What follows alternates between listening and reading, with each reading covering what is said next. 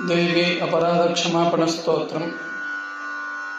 न मन्त्रं नो यन्त्रं तदपि च न चाने स्तुतिमहो, न चाह्वानं ध्यानं तदपि च न जाने स्तुतिकथाः, न जाने मुद्रास्ते तदपि च न जाने विलपनम्, परञ्जाने मातस्त्वदनुसरणं क्लेशहरणम्, विधेरज्ञानेन द्रविणविरहेणालसतया, विधेया शक्यत्वात् तव चरणयोर्याच्युतिरभूत्, तदेतत्क्षन्तव्यं जननि सकलोद्धारिणि शिवे।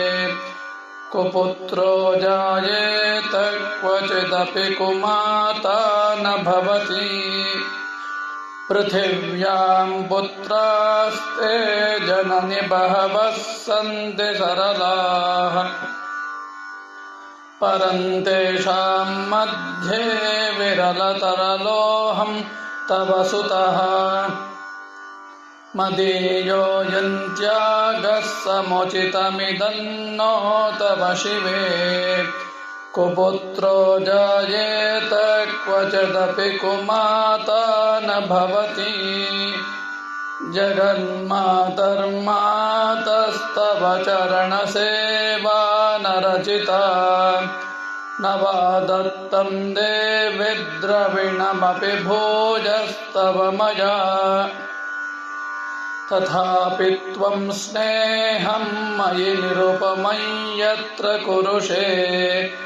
कुपुत्रो जायेत क्वचिदपि कुमाता न भवति, परित्यक्ता देवान् विधिसेवाकुलतया, मया पञ्चाशीते रधकमपनीते तु वयसि, इदानीं चेन्मातस्तव यदि कृपा नापि भविता, निरालम्बोलम्बोदरजननिकं यामि शरणम्। श्वपाको जल्पाको भवति मधुपाकोपमगिरा, निरातङ्को रङ्को विहरति चिरं कोटिकनकैः, तवापर्णे कर्णे विशति मनुवर्णे फलमिदम्।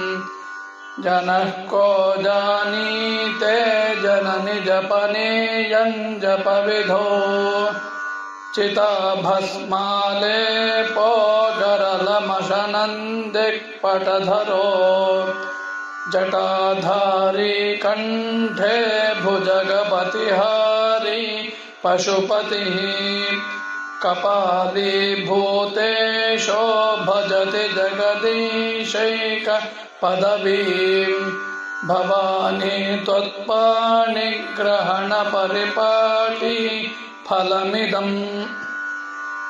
न मोक्षस्याकाङ्क्षा न च विभवाञ्छापि च न मे, न विज्ञानापेक्षा शशिमुखि सुखे चापि न पुनः।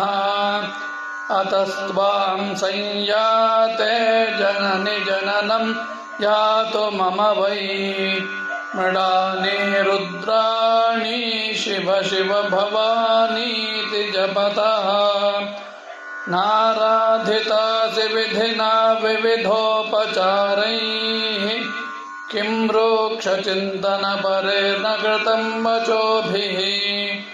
श्यामे त्वमेव यदि किञ्चन मय्यनाथे, धत्से कृपामुचितमम्ब परन्तवैव। आपत्सु मग्नस्मरणं त्वदीयं, करोमि दुर्गे करुणार्णवे शिवे।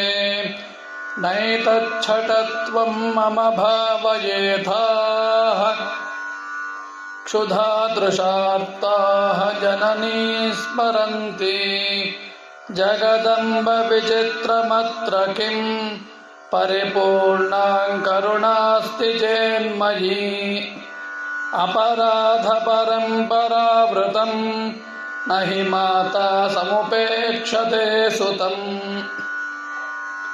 मत्समः पातकी नास्ति पापघ्ने त्वत्समा नहि